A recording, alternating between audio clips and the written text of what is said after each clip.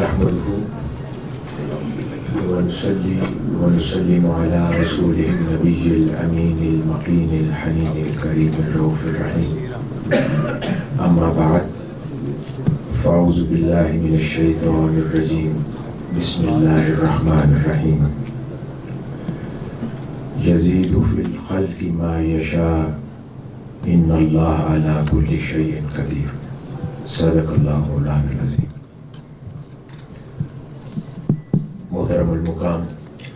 Voice chancellor Minhaj university Lahore professor doctor Sajid Mahmood Shahzad,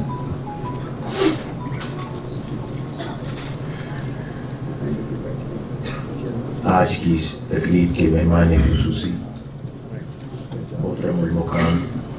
doctor Khurshid Rizvi صاحب، محترم professor doctor فخر الحق نوری صاحب، ایگزیکٹو ڈائریکٹر حسان بن ثابت سینٹر فار ریسرچ ان نعت لٹریچر،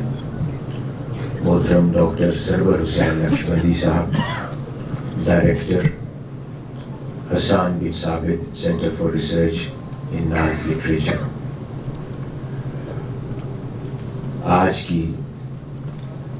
تیسری قومی ادبی نعت کانفرنس کی عظیم اور معزز مہمانان گرامی، شرکاء، خواتین و حضرات، اللہ رب العزت کا فضل و کرم اور احسان ہے کہ جس نے توفیق عطا فرمائی کہ ہم لوگ منہاج یونیورسٹی لاہور کے زیر اہتمام اور بالخصوص حسان بن ثابت سینٹر فار ریسرچ ان نعت لٹریچر اور نعت فورم کے اشتراک کے ساتھ تیسرے سال بین الاقوامی سطح کی نعت اور فروغ نعت کے حوالے سے اس کانفرنس کا انعقاد کر سکیں۔ اللہ رب العزت اس کاوش کو اپنی بارگاہ اقدس میں قبول و منظور فرمائے، آقا علیہ الصلوۃ والسلام کی بارگاہ میں یہ کاوش شرف قبولیت پائے، اور جو لوگ اس کانفرنس میں گزشتہ 2 روز سے شریک ہیں اور اپنی تحقیقی مقالہ جات پیش کر رہے ہیں، نعت نگاری کے حوالے سے، نعت خوانی کے حوالے سے اپنے تجربات، اپنے افکار شرکاء سے شیئر کرتے رہے ہیں اور آج بھی کریں گے، اللہ رب العزت ان تمام افراد کی کوششوں کو اپنی بارگاہ میں قبول فرمائے اور ان کی توفیقات میں اضافہ فرمائے۔ حاضرین مکرم، یہ کانفرنس جس کا انعقاد ادب نعت کے حوالے سے کیا گیا ہے، تو نعت کے 2 پہلو ہیں جن کا احاطہ کیا جاتا رہا ہے اور احاطہ کیا جا رہا ہے، اور اس کانفرنس میں بھی اسی مقصد کی خاطر ہم سب جمع ہیں۔ ایک پہلو نعت نگاری ہے اور دوسرا پہلو نعت گوئی یا نعت خوانی ہے۔ یہ دونوں پہلو مل کر در حقیقت اس نعت لٹریچر کو اور فن نعت کو مکمل کرتے ہیں۔ نعت لکھنے والے اپنے حصے کا حق ادا کرنے کی کوشش کرتے ہیں، اور نعت گو اور نعت خوان، نعت پڑھنے والے، نعت کہنے والے، وہ اپنے انداز کے ساتھ اس حق کو ادا کرنے کی کوشش کرتے ہیں کہ جو ادا کبھی نہیں کیا جا سکتا، لیکن اس خدمت کو انجام دے کر اپنے ساتھ خوش بختی کو وابستہ کرنے کی کوشش کی جاتی ہے۔ نعت نگاری کے حوالے سے بہت خوبصورت گفتگو مجھ سے پہلے یہاں سے کی جا چکی ہے اور گزشتہ 1 روز سے کی جا رہی ہے۔ میں نے آج کی اس کانفرنس کی مناسبت سے جس موضوع کا انتخاب کیا اس کا تعلق نعت خوانی اور نعت گوئی سے ہے، اور خاص طور پر اس موضوع کی اہمیت اور بھی اجاگر ہو جاتی ہے، دوبالا ہو جاتی ہے، جب ہم آج کے حالات اور دور کے اندر کچھ ایسے طبقات کو سنتے ہیں کہ جو لوگ نعت خوانی کے حوالے سے یا نعت کو ترنم کے ساتھ، تغنم کے ساتھ اور خوبصورتی کے ساتھ کہنے پر اعتراض کرتے نظر آتے ہیں۔ تو میں چاہتا ہوں کہ آج اس موضوع سے اس اعتراض کا کہیں نہ کہیں سدباب کیا جا سکے اور اس کا جواب ان لوگوں کو میسر کیا جا سکے جو لوگ اس فن کو مذہباً تسلیم کر کے اس کے پرچار اور فروغ میں مصروف عمل ہے۔ حاضرین گرامی، ہم لوگ اس سے واقف ہیں کہ آغاز اگر آقا علیہ الصلوۃ والسلام کی نعت کے آغاز پر غور کر لیا جائے تو اس کا آغاز قرآن مجید میں میسر آ جاتا ہے، اور جہاں اللہ رب العزت تاجدار کائنات حضرت محمد مصطفیٰ صلی اللہ علیہ وسلم کی شان اور عظمت بیان فرماتا ہے، در حقیقت وہ مزاج نعت ہے۔ اور بعد ازاں اللہ رب العزت کی سنت کی اتباع میں پھر نعت نگاری اور نعت خوانی یہ دونوں امور کائنات کے آخری دن تک انجام پاتے رہیں گے۔ پھر درود و سلام ہے، در حقیقت یہ بھی نعت کی قسم ہے کہ ہم تاجدار کائنات صلی اللہ علیہ وسلم کی بارگاہ اقدس میں جب درود و سلام کا نذرانہ پیش کرتے ہیں وہ بھی در حقیقت نعت کی ہی قسم ہے۔ اور حاضرین گرامی، جب روز قیامت برپا ہو جائے گا تو وہ تمام فرائض و واجبات جو انسان پر لازم ٹھہرے ہیں، جن میں سے نماز ہے، روزہ ہے، حج ہے، زکوٰۃ ہے، باقی تمام فرائض، حقوق اللہ ہیں، حقوق العباد کی جتنی بھی اقسام ہیں، یہ ہر شے ساقط ہو جائے گی۔ یعنی ہر عمل کا آخری دن قیامت سے پہلے ہے، یعنی جب انسان نے مر جانا ہے ان اعمال نے ختم ہو جانا ہے، اور جنت میں جب انسان اللہ پاک کے امر سے داخل کر دیا جائے گا تو وہاں پر تو کوئی نماز نہیں ہوگی، وہاں پر کوئی روزہ نہیں ہوگا، وہاں پر کوئی اور عمل صالح اس انداز کا انجام نہیں پائے گا۔ لیکن حاضرین گرامی، تاجدار کائنات صلی اللہ علیہ وسلم کی نعت وہاں بھی جاری رہے گی۔ آقا علیہ الصلوۃ والسلام کی شان اقدس میں درود و سلام کا نذرانہ ایک ایسا عمل ہے کہ ہر عمل دنیا کے ساتھ ہے، ختم ہو جائے گا، یہ عمل دنیا کے بعد بھی جاری رہے گا۔ قیامت کے دن قرآن کا ذکر نہیں ہے، قیامت کے دن تلاوت قرآن نہیں ہوگی، قیامت کے دن نماز ادا نہیں کی جائے گی باجماعت، قیامت کے دن کوئی اور عمل انجام نہیں پائے گا۔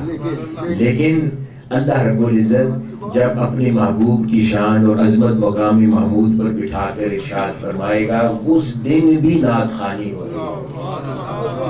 وہ دن بھی نعت خوانی کے لیے مقرر کر دیا جائے گا، آخری اور سب سے بڑا کائنات کا دن۔ تو یہ خصوصیت ہے اس کام کی کہ تمام، اور پھر وہ لوگ جو اس فن سے وابستہ ہو جاتے ہیں وہ کتنے خوش نصیب ہیں کہ باقی رہنے والے فن کے ساتھ جڑ گئے ہیں۔ ہر فن فانی ہے، یہ ایک ایسا فن ہے جو باقی ہے، جس نے باقی رہنا ہے تو زندگی میں ہی باقی رہنے والے فن کے ساتھ انہوں نے اپنے دامن کو وابستہ کر لیا۔ تو اس پر میں تمام نعت نگاروں کو اور نعت گوؤں کو اور نعت خوانوں کو مبارکباد دیتا ہوں کہ اللہ رب العزت نے ان کو چنا ہے، ان کا انتخاب کیا ہے اس عظیم نعمت کے لیے۔ آئیے کچھ دلائل کی بات کرتے ہیں۔ میں نے عرض کیا کہ قرآن مجید خود دلیل ہے اس سبجیکٹ کے اوپر۔ ایک چیز ذہن نشین کر لیں کہ از روح عقل بھی یہ بات سمجھ آنے والی ہے کہ خوبصورت آواز، سریلی آواز کا سنا جانا یہ ناجائز نہیں ہو سکتا۔ یہ بات از روح عقل بھی سمجھ آتی ہے۔ اس کی وجہ کیا ہے؟ اللہ رب العزت نے انسان کو حواس خمسہ کے ساتھ پیدا کیا ہے۔ حواس خمسہ عطا کیے، اور ان تمام حصوں کو اللہ رب العزت نے ان ایک دائرہ کار عطا فرمایا ہے، اور ہر دائرہ اپنی لیمٹس میں کام کرتا ہے۔ مثال کے طور پہ آنکھ ہے، اس کا بھی ایک دائرہ ہے، پھر کان ہے، اس کا ایک دائرہ کار ہے، ناک ہے، زبان ہے، ہاتھ ہے، ان کی ایک دائرہ ہے، اور ان دائروں میں رہ کر یہ حصے کام کرتی ہیں، اور ان حصوں کا کام ان دائروں سے انفارمیشن گیدر کر کے پھر دماغ تک پہنچانا اور انسان کو کمیونیکیٹ کرنا ہے، اس کو اپ ٹو ڈیٹ کرنا ہے اس کے انوائرمنٹ کے حوالے سے۔ اور انہی حصوں میں سے ایک حصہ کان بھی ہے، یعنی یہی حصے انسان کو انفارمیشن مہیا بھی کرتی ہیں،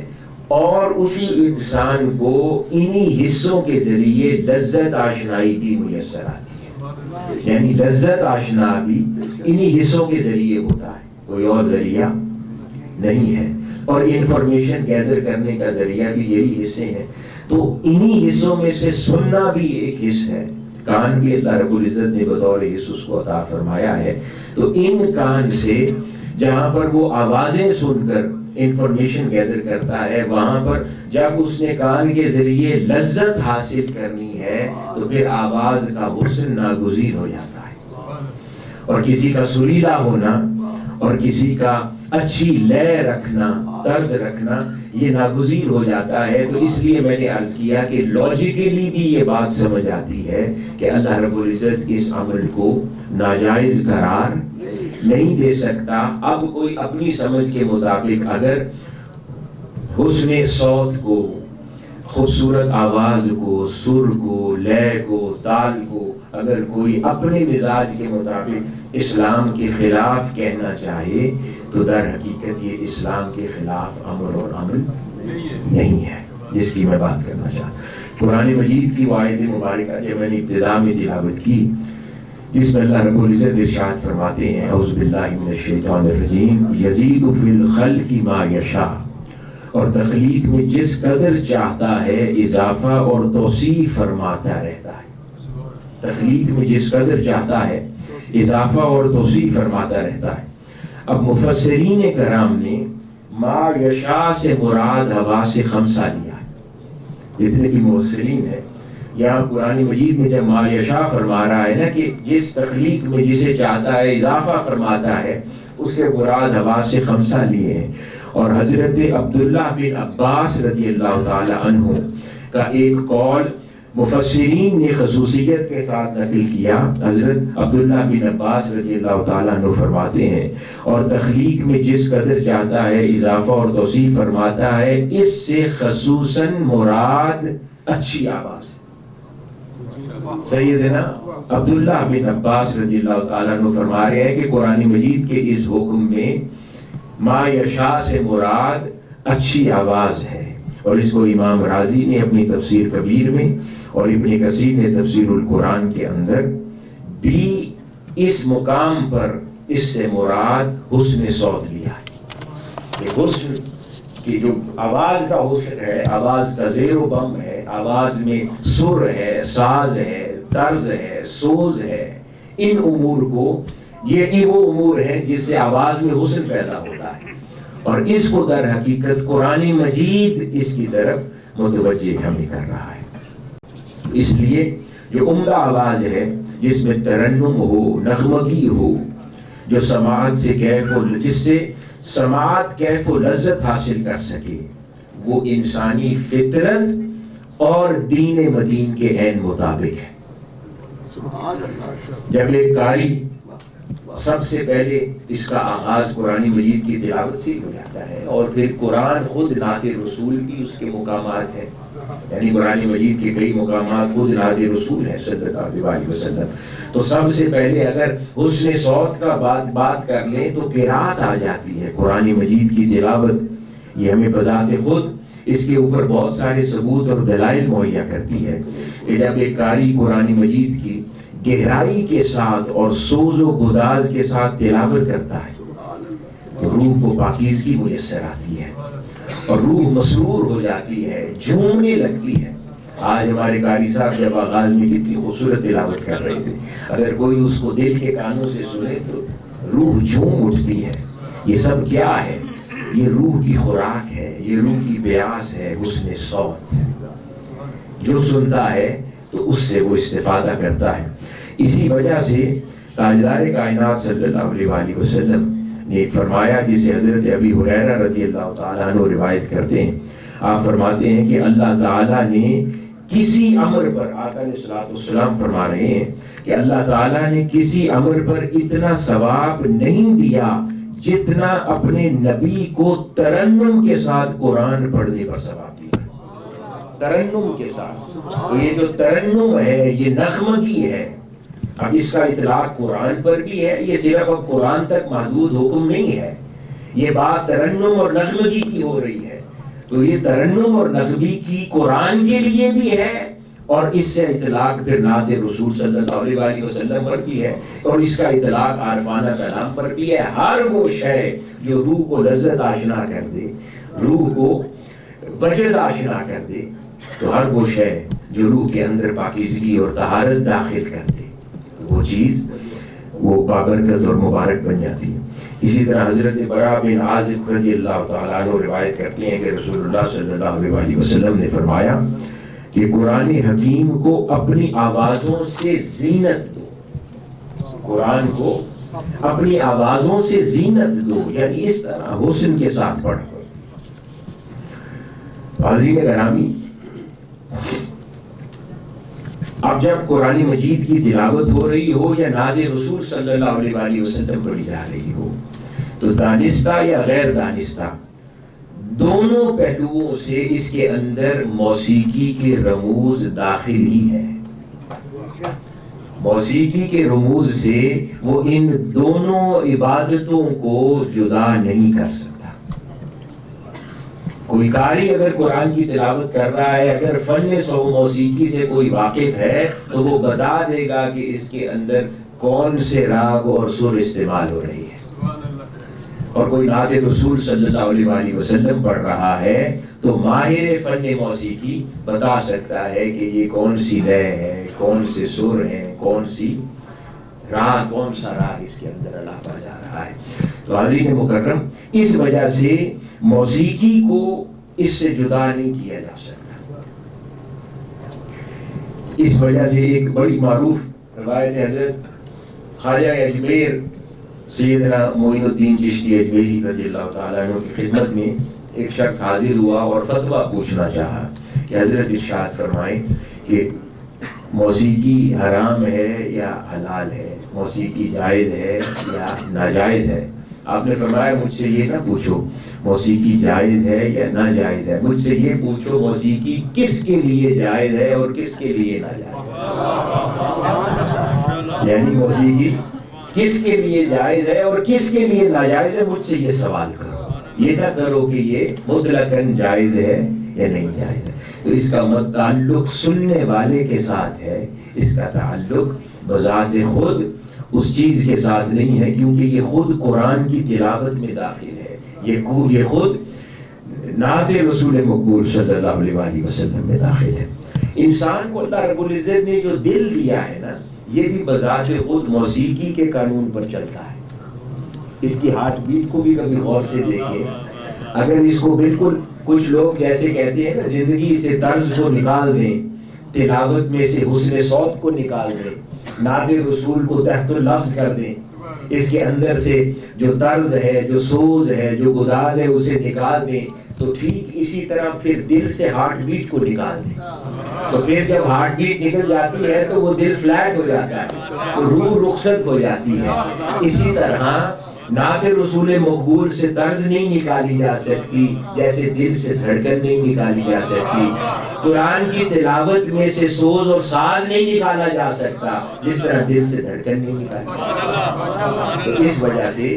اللہ رب العزت نے پھر 4 موسموں کو بھی اسی انداز پہ بنایا. یکسانیت ان میں بھی نہیں رکھی ہے. کبھی بہار آ جاتی ہے، کبھی سمر ہے، کبھی خزاں ہے، کبھی سرد موسم ہے، پھر کہیں پر سمندر ہے اور شورز ہیں، سمندر کے کنارے ہیں تو وہاں پہ رنگ اور حسن اور نظر آتا ہے، کہیں پر پہاڑ ہیں تو ان کی رنگت اور حسن اور انداز کا ہے، کہیں پر پھر صحرا ہے، پھر صحرا میں چلنے والی ہوا بذات خود ایک الگ میوزک پیدا کرتی ہے، تو کہیں وہ رنگ ہے۔ تو یہ سارے موسم بھی مل کر اللہ رب العزت نے پوری نیچر میں میوزک پیدا کر دیا ہے، جو میوزک دل کی دھڑکن میں پیدا کیا ہے۔ پھر کبھی کان سے لگا کر وہ دل کے ردم کو سنے، جس ردم سے دل دھڑکتا ہے اس میں میوزک ہے، بذات خود اس کو بھی میوزک کی بنیاد پر اللہ رب العزت نے۔ اس وجہ سے تو یہ جو نعت خوان ہیں جتنے حسن اور خوبصورتی کے ساتھ اس کلام کو بیان کر سکیں، نعت پڑھ سکیں اور پھر تلاوت قرآن کی جا سکے، یہ عین دین کے مطابق ہے اور اللہ اس کے رسول صلی اللہ علیہ وسلم کے فرمان کے مطابق۔ اور پھر اس ردم اور طرز کا انسان کے اندر کیفیت پیدا کرنا اور اس کے رونگٹوں کا کھڑے ہو جانا، اس کے اوپر خود قرآن مجید ارشاد فرما رہا ہے۔ اللہ رب العزت فرماتا ہے اللہ ہی نے بہترین کلام نازل فرمایا ہے،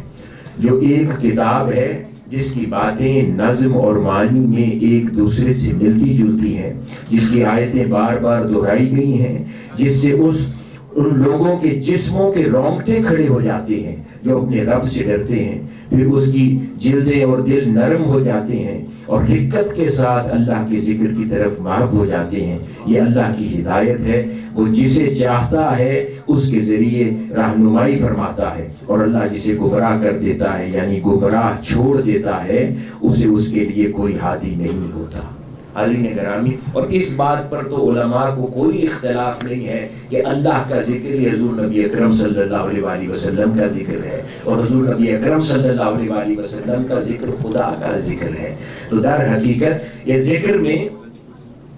جمع ہے یہ ازواج اپنی شان میں، اپنی عظمت کے بیان میں، تو یہ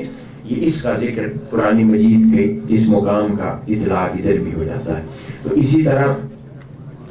قرآن مجید کے اندر اگر اسی اور طرز کی جنرل بات کریں تو حضرت ابو ہریرہ رضی اللہ تعالیٰ عنہ نے حضرت ابو موسیٰ اشعری رضی اللہ تعالیٰ عنہ سے روایت کیا کہ حضور نبی اکرم صلی اللہ علیہ وسلم نے ایک روز ارشاد فرمایا، اے ابو موسیٰ، بے شک تمہیں اللہ تعالیٰ کی طرف سے آل داؤد کی خوش الہانی عطا کی ہے۔ یعنی یہ جو حسن صوت ہے، آواز کا حسن ہے، اس کو خصوصیت سے آقا علیہ السلام بیان فرما رہے ہیں، ایک خاص صحابی کو ارشاد فرما رہے ہیں کہ تمہیں یہ حسن اللہ پاک نے عطا کیا ہے۔ اور پھر اس طرح کے اور صحابہ کرام تھے جن کو آپ اپریشیٹ فرماتے اور ان کو اس عمل کو جاری رکھنے کی تلقین فرمایا کرتے۔ پھر اسی کیفیت کے حوالے سے ایک اور مقام پر قرآن مجید میں اللہ رب العزت ارشاد فرماتے ہیں، اور یہی وجہ ہے کہ ان میں سے بعض سچے مسیح جب اس قرآن کو سنتے ہیں جو رسول اللہ صلی اللہ علیہ وسلم کی طرف اتارا گیا ہے تو آپ ان کی آنکھوں کو اشک ریز دیکھتے ہیں۔ یہ آنسوؤں کا چھلکنا اس حق کے باعث ہے جس کی انہیں معرفت نصیب ہو گئی ہے، ساتھ ہی عرض کرتے ہیں کہ اے ہمارے رب، ہم تمہارے بھیجے ہوئے حق پر ایمان لے آئے ہیں، سو تو ہمیں بھی حق کی گواہی دینے والوں میں ساتھ لکھ لے۔ یہ چیز ہے۔ پھر روایات کے اندر آتا ہے کہ اللہ رب العزت نے تمام انبیاء کرام کو حسن صوت عطا فرمایا،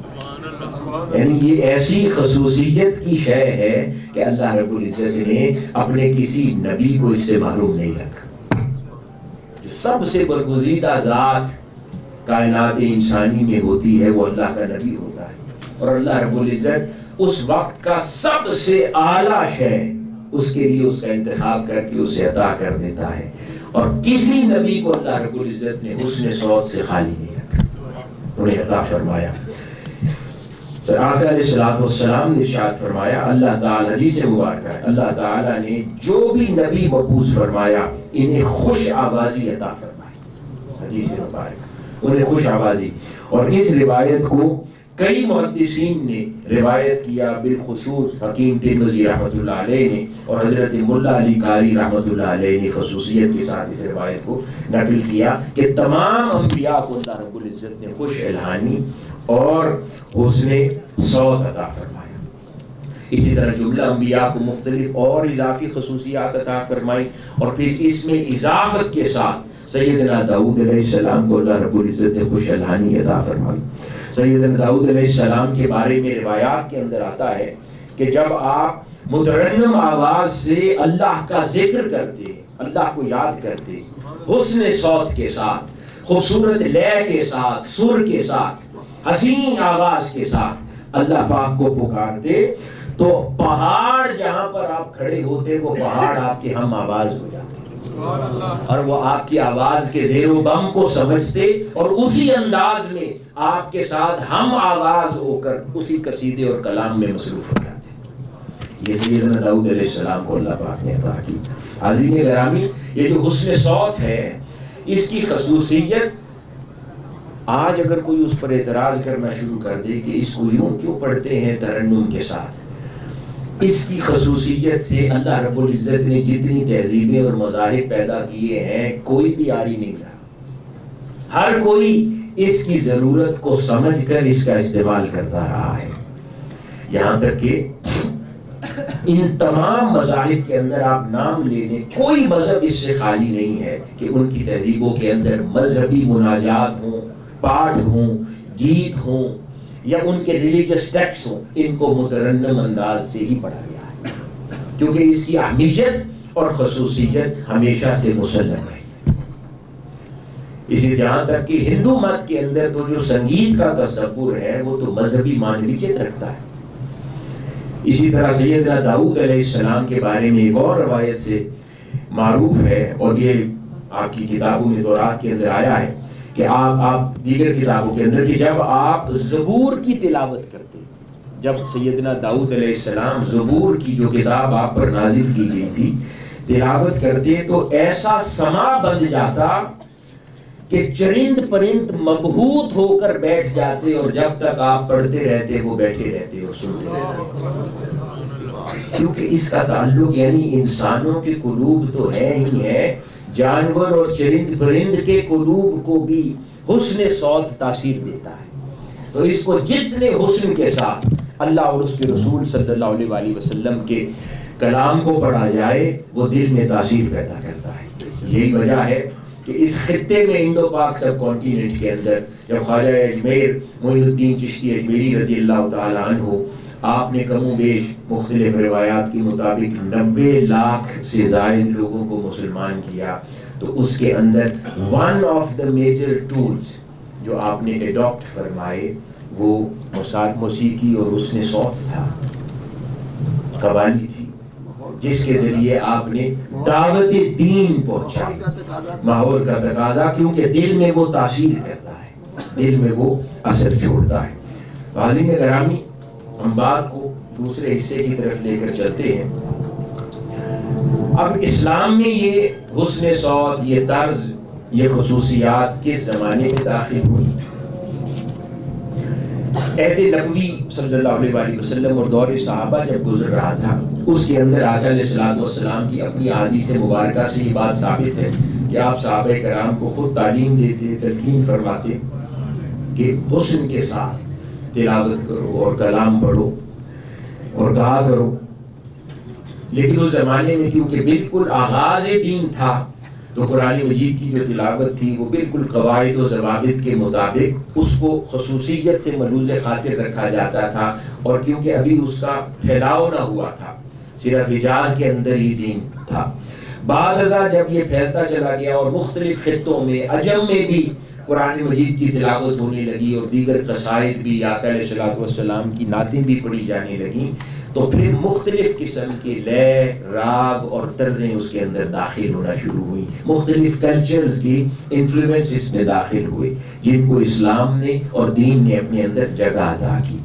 یہیں سے در حقیقت قرآن مجید کے وہ سارے مقام وجود میں آتے ہیں جن مقاموں کے اوپر قراء حضرات تلاوت کیا کرتے ہیں۔ اسی حوالے سے امام زرکلی رحمۃ اللہ علیہ آپ اپنی کتاب میں نقل فرماتے ہیں کہ 32 ہجری میں عبید اللہ بن ابی بکر الثقفی رحمۃ اللہ علیہ، یہ تابعین میں سے تھے اور ان کے والد گرامی حدیث کے راویوں میں سے ہیں۔ آقا علیہ الصلوۃ والسلام سے حدیث روایت کرنے والوں میں سے ہیں اور یہ خود تابعین میں سے ہیں. یہ در حقیقت وہ پہلی شخصیت بن گئے کہ جنہوں نے اذان کے اندر اور بعد ازاں اس سے متعلقہ قرات کے اندر مختلف لے اور سر داخل کیے، اور یہاں سے آگے پھر یہ سلسلہ جاری ہو گیا. انہوں نے پہلی مرتبہ روایات میں آتا ہے کہ عبید اللہ رحمۃ اللہ علیہ نے ایک دن اذان کو سماعت کر رہے تھے اور دیکھا کہ جب تکرار کے ساتھ اقامت میں ایک لفظ کو دہرایا جاتا ہے تو پہلے لفظ میں دوسرے لفظ میں اور پھر اسی طرح اذان کے اندر دہرایا جاتا ہے تو سامعین اس کے اندر فرق نہیں کر پاتے. تو انہوں نے پہلی مرتبہ یہاں پر سروں کا استعمال کر کے اور راگ کا استعمال کر کے دونوں الفاظ کو الگ انداز میں کہنے کا فن داخل فرمایا. یعنی کہ اللہ اکبر تو ان کو دو الگ طریقوں سے کہا جائے. دیگر جہاں جہاں پر بھی تکرار داخل ہوتا ہے اذان کے اندر ان کو الگ انداز میں کہا جائے. پھر اقامت کی طرز جدا ہو جائے اذان سے، یعنی اس فن پہ تاکہ سننے والا پہچان سکے کہ یہ اذان ہے اور یہ اقامت ہے. یعنی اس فن کو ضرورت شرعی کے پیش نظر آپ نے اس کا آغاز کیا اور بعد ازاں یہ پھر فن پورے قرآن مجید کی تلاوت میں داخل ہو کر یہیں سے جو قرآن مجید کی قرات کے جو مقامات ہیں اس میں سے ایک مقام کو کہتے ہیں مقام حجاز. تو یہ مقام حجاز کے بانی بن گئے حضرت عبید اللہ رحمۃ اللہ علیہ. حاضرین گرامی، بر صغیر پاک و ہند میں موسیقی کی اگر بات کریں اور اس فن کی بات کریں تو وہ بھی اس سے کچھ جدا نہیں ہے. یعنی ہم جانتے ہیں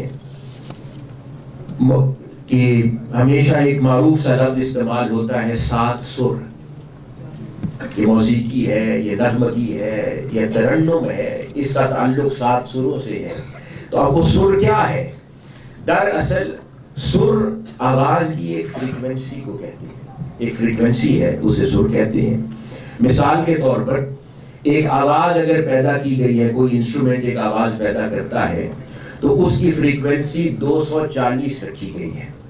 تو اب وہ ایک خاص انداز کی آواز پیدا کرے گا اس فریکوینسی کے اوپر.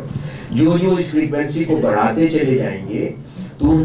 وہ آواز اونچی اور پتلی ہوتی چلی جائے گی. یعنی فریکوینسی انکریز کرتے چلے جائیں تو آواز اونچی اور پتلی ہوتی چلی جائے گی. اور یہاں تک کہ اگر آپ اس فریکوینسی کو کمپلیٹلی ڈبل کر کے 480 کر دیں تو جو پہلے مقام پر آواز تھی اب اس سے ڈبل 2 گنا وہ آواز اپنے پتلے ہونے میں اور اونچا ہونے میں ہو چکی ہوگی. یہ وہ مقامات ہوا کرتے ہیں. اور سر، اب یہ جو فریکوینسی ہے، پہلی جو مقام تھا فریکوینسی کا جس میں اس کو جو ماہرین فن ہیں اس کو پہلا سر کہتے ہیں. اور یہ جو ماہرین فن ہے 7 سروں پر کلام کرتے ہیں وہ اس کو جو پہلا سر ہے جسے سا کہتے ہیں وہ پہلا سر سا ہے، اس پہلی فریکوینسی. پھر اس سے آگے جب بڑھتے ہیں اس کو پہلا اونچا سر سا کہا جاتا ہے، وہ دوسرا سر ہو جاتا ہے. اور اسی طرح یہ بڑھتے بڑھتے کل 7 سر بن جاتے ہیں جسے سا رے گا ما پا دھا نی کہا جاتا ہے، جس کے اراؤنڈ پوری کی پوری موسیقی تشکیل پا جاتی.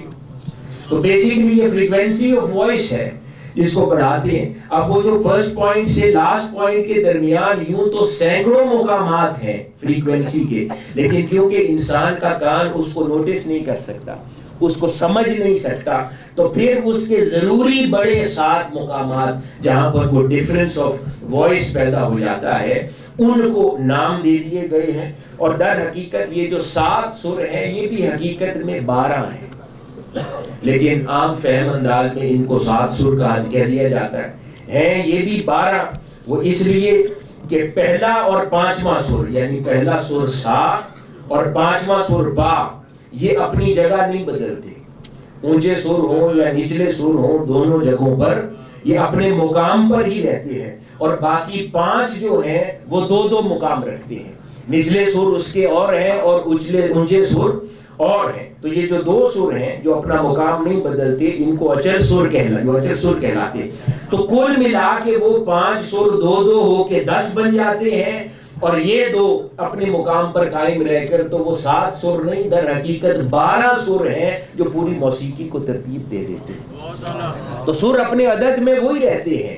لیکن ان سروں کو پھر استعمال کرتے ہوئے موسیقی کے اصولوں سے سینکڑوں راگ بن جاتے ہیں۔ سروں کا عدد اوپر یا نیچے نہیں ہوتا، لیکن ان سروں کو موسیقی کے اصولوں کے ساتھ ملا کر جب یوز کرتے ہیں، جیسے محترم اختر قریشی صاحب بیٹھے ہیں کہ کس طرح وہ ایک ہی بات کو کلام پڑھ رہے تھے، انہوں نے لفظ نرم استعمال ہوا، اس نرم کو کتنی نرمی سے کہا۔ تو یہ فن ہے، یہ سر ہے، اور اس سروں کے استعمال سے حسن صوت پیدا ہوتا ہے، اور یہ حسن صوت تلاوت قرآن میں بھی ہے۔ حاضرین گرامی، اسی طرح جو عربی کا فن موسیقی ہے، یہ در حقیقت انڈو پاک سب کانٹیننٹ کے فن موسیقی سے جدا نہیں ہے۔ انڈو پاک سب کانٹیننٹ کے فن موسیقی میں بھی 7 سر، اور بعد ازاں ان کی ڈیٹیل میں جائیں تو 12 سر ہیں۔ ٹھیک اسی طرح عربی موسیقی کے اندر بھی 7 سر اور ان کے نتیجے میں 7 مقامات کا ذکر آیا ہے، جس کو سبع قرات بھی کہتے ہیں، کہ جب قرآن مجید کی آپ تلاوت کرتے ہیں اسی انداز کے ساتھ سبع قرات وجود میں آئی ہے۔ جیسے ہر سر کی ایک خاص لے ہے، ایک خاص انداز سے اس کا بیان کیا جانا ہے، ٹھیک اسی طرح قرآن مجید کی یہ جو قرات ہیں وہ 7 قرات ہیں، اور بعد ازاں اس کے اندر ایک 8واں مقام بھی داخل کر دیا گیا ہے۔ اب یہ جو مختلف سر ہیں، اور پھر ان سروں کے نتیجے میں جو راگ پیدا ہوتے ہیں، ان راگوں کے حوالے سے کہا جاتا ہے کہ یہ سر اپنے اندر رس رکھتے ہیں۔ کیا رکھتے ہیں؟ رس رکھتے ہیں، اور وہ رس 6 طرح کے ہیں۔ یعنی کہ جب آپ کسی بھی شعر کو کسی خاص انداز میں کہتے ہیں تو وہ الگ کیفیت پیدا کرتا ہے۔ کبھی آپ کے اندر حریت پیدا کرتا ہے، جرت پیدا کرتا ہے، کبھی آپ کے اندر سوز و گداز اور غم پیدا کرتا ہے۔ یعنی یہ سر الگ الگ طرح کے رس آپ کے اندر پیدا کرتے ہیں۔ تو جو انڈو پاک سب کانٹیننٹ کا فن ہے، وہ جو 6 الگ طرح کے رس جو پیدا کیے جاتے ہیں، ان میں سے ایک جو ہے اس کو چنچلاتا کہتے ہیں، ایک کو گھمبیرتا کہا جاتا ہے، ایک کو غم کہا جاتا ہے، ایک کو شانتی کہا جاتا ہے، ایک کو خوبصورتی کہا جاتا ہے، اور ایک کو بہادری کہا جاتا ہے۔ یہ 6 رس ہیں۔ ٹھیک اسی طرح یہ جو قرآن مجید کی تلاوت کے 7 اور 8 مقامات ہیں، یہ بھی اپنے اندر 6 الگ طرح کے رس رکھتے ہیں۔ اور یہ جو مقامات ہیں، جب قاری اس کو ایک خاص انداز میں قرآن مجید کی آیات کو تلاوت کرتا ہے تو کبھی آپ دیکھتے ہوں گے کہ کبھی اس کے تلاوت جب کر رہا ہے تو آپ کے اندر ایک جوش اور بلبلہ پیدا کرتا ہے، کبھی آپ کے اندر رقت اور گریہ وزاری قرآن پیدا کرتا ہے۔ تو وہ جو قاری قرآن ہے، وہ در حقیقت ان سروں کے استعمال سے آپ کے اندر ان مختلف رسوں میں سے کسی ایک رس کو داخل کر رہا ہے، اور ذوق اور سوز آپ کے اندر پیدا کر رہا ہے۔ حاضرین گرامی، اذان ہو رہی ہے؟ نہیں، ابھی نہیں۔ تو یہ جو قرآن مجید کی ہم نے ذکر کیا کہ مقامات ہیں، یہ جو ان سروں اور ان رسوں کے نتیجے میں جو راگ وجود میں آتے ہیں، تو عربی موسیقی کا فن بھی اسی انداز پر ہے۔ تو جو 7 مقامات قرآن مجید کے ہیں، ان کے نام بھی میں بیان کر دوں تاکہ جو لوگ اس فن سے ذوق اور شغف رکھتے ہیں ان کو اندازہ ہو جائے۔ ایک مقام جو سبع قرات میں سے ہے اور فن میں سے ہے، اس کو مقام سبع کہتے ہیں، ایک کو نہاوند کہتے ہیں، ایک کو عجم کہتے ہیں، ایک کو بیات کہتے ہیں، ایک کو سیکا کہتے ہیں، ایک کو حجاز کہتے ہیں، ایک کو راست کہتے ہیں، اور ایک کو کرد کہتے ہیں۔ تو یعنی یہ جس طرح میں نے آپ کو انڈو پاک سب کانٹیننٹ میں موسیقی کے الگ سر بیان کیے، ٹھیک اسی قانون پر عربی طرز کے اندر یہی مقامات ہیں اور ان کو الگ الگ نام دیے گئے ہیں۔ اب جب نیکسٹ ٹائم قرآن مجید کی تلاوت کریں یا سنیں کسی قاری کو، تو پھر اس میں تلاش کریں کہ یہ کون سا مقام سن رہا، اس کے اندر وہ کون سا کیفیت کو اب قاری ہمیں کیا کیفیت دینا چاہ رہا ہے، کیونکہ موسیقی کے قوانین سیم ہیں۔ میں آگے کچھ اور تفصیلات عرض کروں تو عرب ممالک میں خاص طور پر مصر اور شام کے اندر تو خصوصیت کے ساتھ ان مقامات کی قراء حضرات کو تعلیم دی جاتی ہے، اور وہ اس فن موسیقی، یہ جو نغمگی قرآن ہے، ترنم قرآنی ہے، اس کو سیکھنے کے لیے جاتے ہیں۔ اور ٹھیک یہی قانون نعت رسول صلی اللہ علیہ وآلہ وسلم پر بھی اس کا اطلاق ہوتا ہے کہ اس کو کیسے آپ استعمال کر رہے ہیں۔ پھر اس فن کی ایک جو اہمیت اور خصوصیت ہے وہ یہ ہے کہ آپ اگر خشیت الہی کا ذکر قرآن مجید میں کسی مقام پہ کر رہے ہیں تو خشیت الہی کے لیے جس سر اور راگ کا استعمال یا مقام کا استعمال ہونا چاہیے وہ بھی پھر رلانے والا ہونا چاہیے، یعنی وہ خوشی والا نہیں ہو سکتا۔ یہی فن نعت کی ریکوائرمنٹ ہے جو یہاں پر آپ کو نعت ریسرچ سینٹر میں سکھایا جائے گا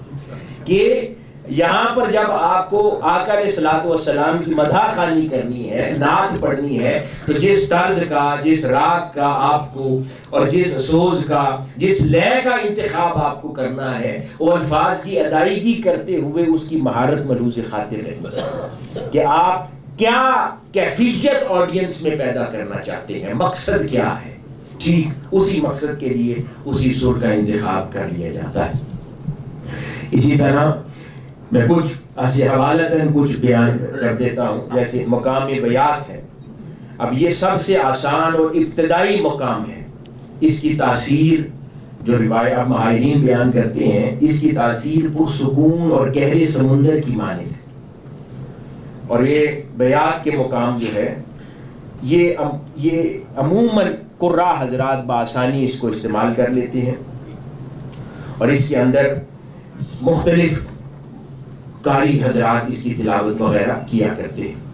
اسی طرح پھر مقام راست ہے، یہ فارسی زبان کا لفظ ہے اور اس کا معنی استقامت کے ہیں، جماؤ کے ہیں، یعنی جب آپ قاری کو سنتے ہیں تو اس کے اندر استقامت اور جماؤ کی تاثیر نظر آتی ہے۔ اور پھر یہ شیر کی دھاڑ کی طرح اونچا جاتا ہے، جب آپ قاری کو سنتے ہیں نا، جب بہت اونچا جاتا ہے تو وہ در حقیقت مقام راست پر تلاوت کر رہا ہوتا ہے، جب بہت اونچی لے کر جاتا ہے اور گریجولی وہ اس مقام کو نیچے لے کر آتا ہے۔ اب یہی چیز فن نعت کے اندر بھی ہے کہ جب آپ کسی شعر کو، اس کی آواز کو اٹھا کر بہت اونچا لے کر جاتے ہیں تو اسی فن اور راگ کو قرآن مجید میں مقام راست کہا جا رہا ہے۔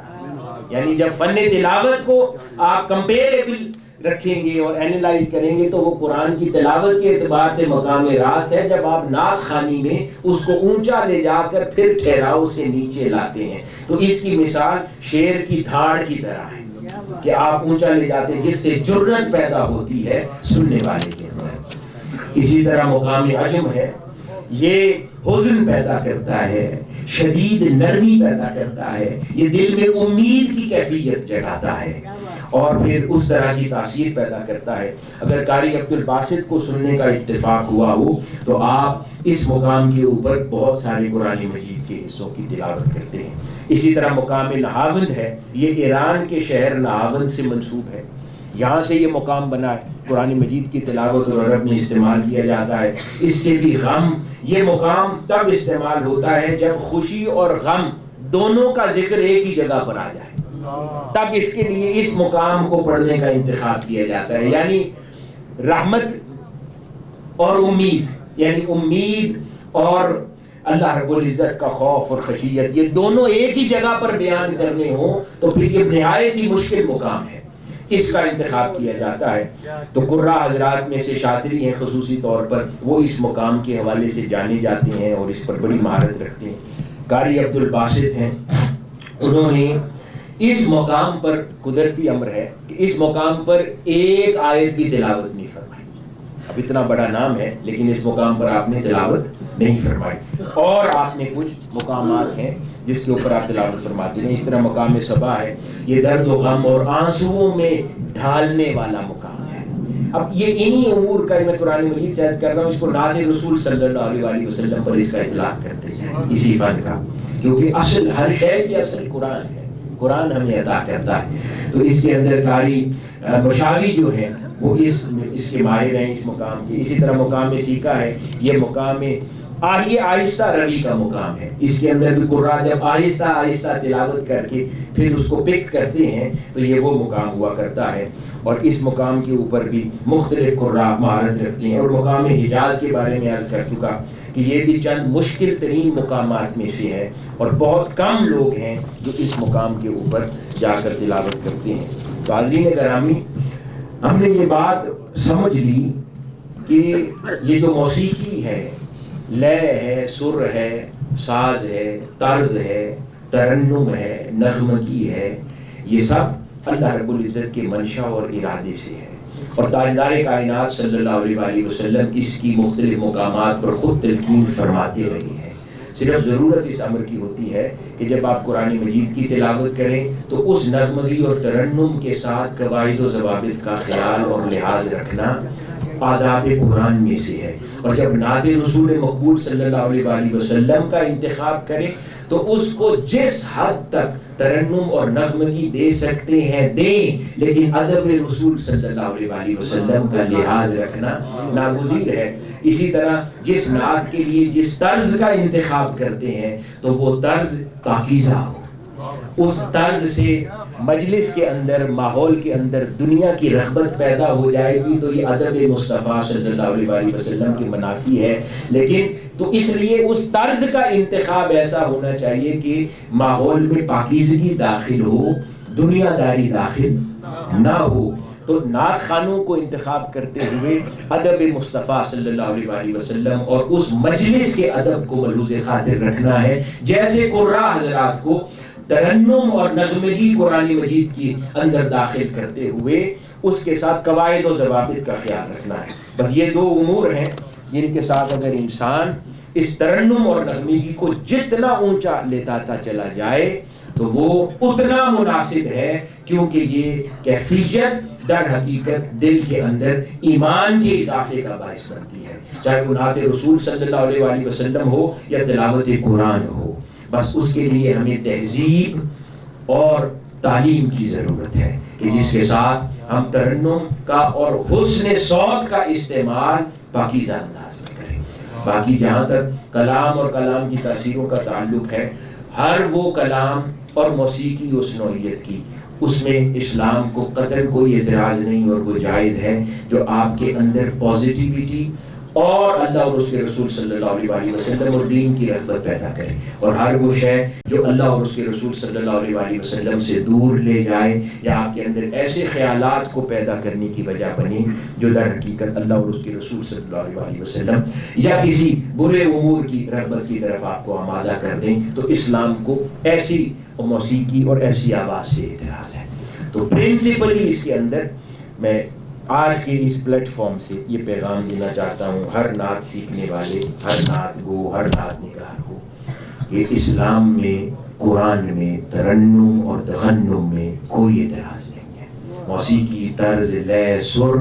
سب کچھ اللہ رب العزت نے اپنے پورے نظام میں ہی داخل فرما دیا ہے۔ بس ضرورت اس امر کی ہے کہ اس سے حاصل کیا جا رہا ہے اس کو ملحوظ خاطر رکھا جائے۔ آخر میں ایک بار پھر میں حسان بن ثابت سینٹر فار ریسرچ ان نعت لٹریچر کی پوری انتظامیہ کو،